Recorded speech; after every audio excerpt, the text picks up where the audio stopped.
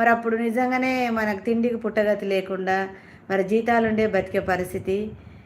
కాబట్టి అప్పుడు రాసిన గద్దరు రాసిన పాట ఇది.